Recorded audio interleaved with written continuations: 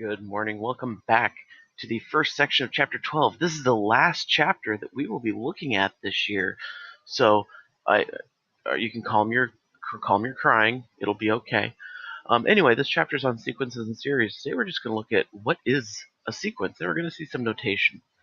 And so our learning targets for today, I can find the nth term of a sequence, and I can write rules for sequences. That'll be like writing a formula. So, first question, what is a sequence? A sequence is just a list of numbers separated by commas. That's all it is.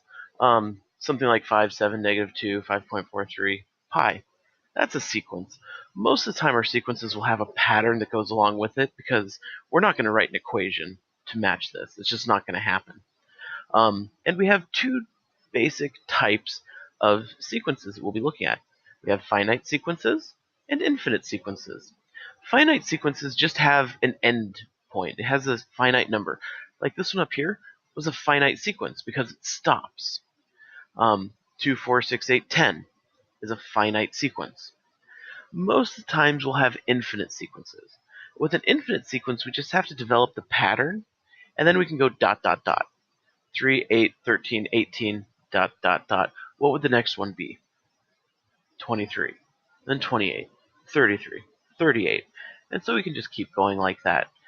And so that's what a sequence is. And again, most of the time we'll be working with infinite sequences, just because they keep going. And you can always cut it off at a certain point. Next thing is our notation. Sequence notation uses a sub n. A would be the name of the sequence. We usually start with A and it's lowercase, and n would be the term number. This is basically identical to f of x, where f is the name of the function, and then x is the value we plug in. The difference, x is generally a real number, whereas n is a whole number. 1, 2, 3, 4, 5. We don't have the n plus 1th term. And each of the numbers in here is a term, not n plus 1th. We don't have like the 1.5th term. And so each of these are terms. This is first term, second term, third term. And we can notate that with a1 is the first term, so in this one it would be 2. And then a2 would equal 4. Then a3 would equal 6, etc., etc. And then an would be the function itself, or the sequence. And so we have two different types of formulas that we use, and these could be used for both infinite or finite sequences. The first type is a recursive formula, and the second is an explicit formula. A recursive formula uses previous terms to define the term that you're talking about. So if we have, say, 3, 6, 12, 24, 48, we can see what are we doing each time.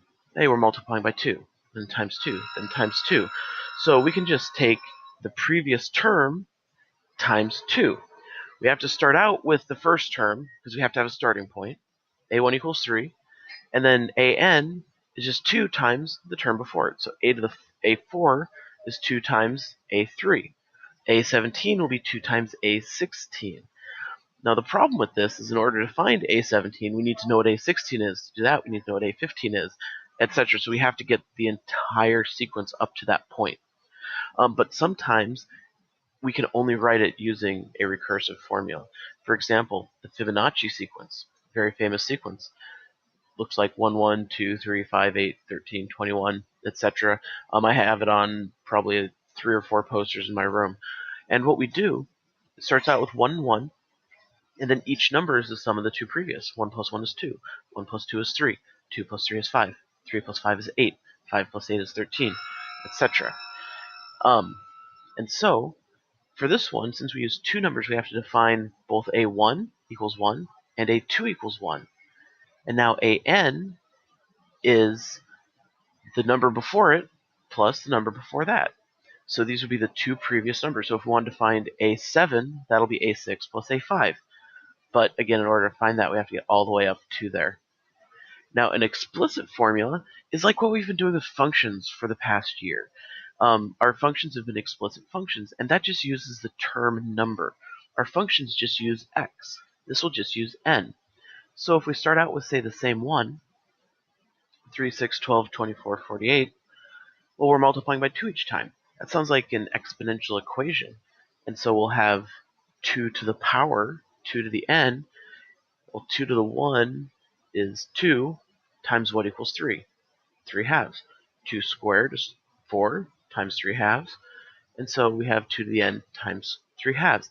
This one's a little bit tougher to find out, but we can figure out what the 17th term is without finding any of the others by just plugging in 17.